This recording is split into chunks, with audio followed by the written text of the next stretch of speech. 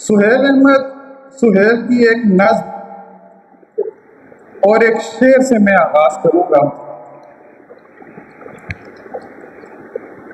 گمنام سپاہی ہوں وفادار ہوں تیرا، جتنے بھی لگے عرض وطن زخم بدن پر، اے پاک وطن میں بھی رضاکار ہوں تیرا۔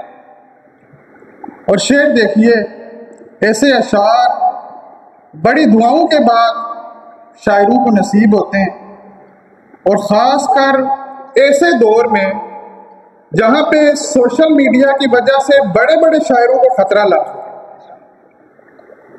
تحریکیں بھی چل رہی ہیں اور مختلف موضوعات پر گفتگو بھی جاری ہے ادبی تنظیموں کی۔ شعر دیکھیے، اب کہاں خون رہا ہے میرے تن میں باقی، چوٹ لگتی ہے تو اشعار نکل آتے ہیں۔ کتنا خوبصورت شعر۔ سہیل احمد سے میرا تعلق، ادبی تعلق اور اس کے بعد دوستی محبت کا تعلق 2010 سے ہے، جب میں حلقہ ارباب ذوق راولپنڈی کا جوائنٹ سیکرٹری تھا، اور آج تک ہماری محبت کا یہ سلسلہ قائم ہے۔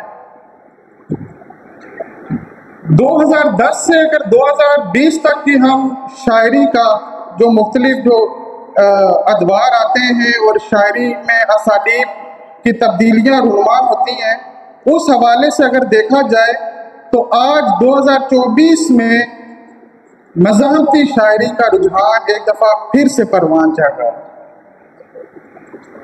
اگر میں راولپنڈی کا نام لوں تو نوجوان شعراء میں ایک دو اور شعراء ہیں، ماجد جہانگیر ہیں اور سہیل احمد سہیل ہے، جو تسلسل کے ساتھ مزاحمتی شاعری کر رہے ہیں۔ میں راولپنڈی کی بات کر رہا ہوں، احمد فرحات ہیں، مزاحمتی شاعر ہیں، اس کے علاوہ اور کچھ دوست ہیں۔ میں نے کچھ فورمز میں یہ درخواست کی ہے کہ وہ ایسی ایک فہرست ہمیں ضرور مہیا کریں کہ جن میں ایسے شاعر جو مزاحمتی کلام اپنا سامنے لا رہے ہیں، ہم ان کو گر اجازت میں۔ یہ سہیل احمد سہیل کا دوسرا شعری مجموعہ ہے، اس سے پہلے بھی آ چکا ہے، اور اس شعری مجموعے کی سب سے بڑی خوبی یہ ہے کہ آپ نے عوامی لہجے میں عوام تک بڑے پیغامات پہنچانے کی کوشش کی ہے۔ آپ کی شاعری بامقصد شاعری ہے، کوئی نہ کوئی مقصد آپ کی یا معنوی ہو، نظم یا مزاحمتی ہو، اس کے اندر پیغام کوئی نہ کوئی ضرور ہوتا ہے۔ عصری حیثیت اور تخلیقیت کے حوالے سے شعری تراش جو ہے وہ آپ کی وہ بھی قابل ذکر ہے، اور آپ نظمیں بھی بہت اچھی آپ کی اس کتاب کے اندر موجود ہیں، غزلیں بھی موجود ہیں۔ آپ نے سیاست پر سب سے زیادہ اشعار کیے۔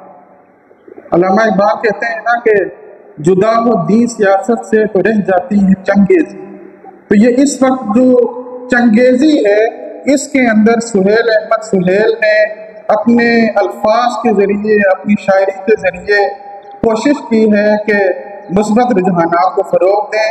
یہ ایک اچھا شعری مجموعہ ہے، میں اس کی اشاعت پر آپ کو مبارکباد پیش کرتا ہوں۔ بہت شکریہ۔